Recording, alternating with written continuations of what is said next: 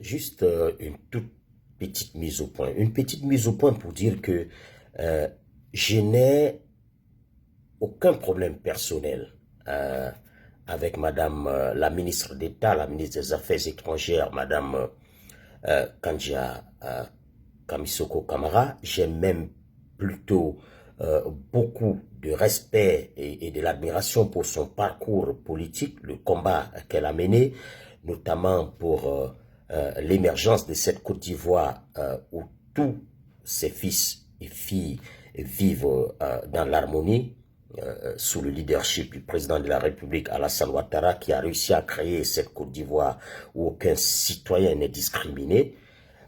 Mais j'ai plutôt des problèmes avec tous ceux qui prennent des libertés avec les règles et qui veulent faire des choses sans respecter les règles.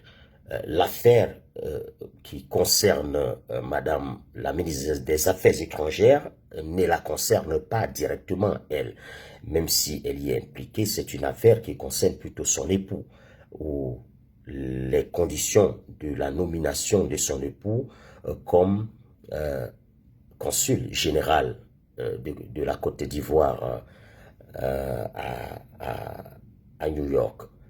Je n'ai pas de problème avec M. Enza Kamara non plus, pas plus que je n'en ai avec personne. Je suis juste un journaliste qui veut faire son travail en toute indépendance. Vraiment, je souhaiterais faire cette mise au point une fois pour toutes, pour dire que les calomnies, les injures, la diffamation, ça me glisse sur la peau.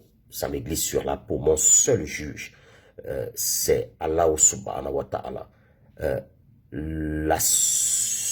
Celui que je crains, c'est l'Éternel, mon Dieu, le Tout-Puissant, qui reste et demeure mon protecteur. Qu'on continue donc à me trouver des parrains, des gens qui seraient la main invisible derrière les investigations de Saïd Penda. Cela, franchement, ne me gêne pas du tout. Qu'on me calomnie, qu'on m'injurie, le plus important, c'est ma conscience et ma foi en Dieu.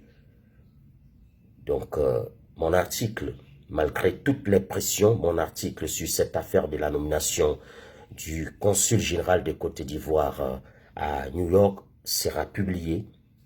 J'ai donné jusqu'à mardi à la fois au ministère des Affaires étrangères que j'avais rencontré à leur propre demande il y a de cela 2 mois. Je leur ai donné encore jusqu'à mercredi dans la journée, dans la matinée pour me donner des réponses aux questions que j'ai bien voulu leur transmettre avant de publier mon article. C'est mon éducation qui m'oblige à cela. Je ne peux pas écrire sur quelqu'un sans lui demander de lui donner la possibilité de se défendre, d'apporter des éclaircissements. C'est également la déontologie de mon métier de journaliste qui m'y oblige. Donc, nous allons encore accorder 24 heures à la fois à M. Enza Kamara et au ministère des Affaires étrangères pour répondre à nos questions. L'article sera publié, quoi qu'il arrive, le mercredi, Inch'Allah. Restons dans la vérité et que Dieu nous épargne de toute forme de tentation. Amen. Amen. Salam alaikum. La paix soit avec vous.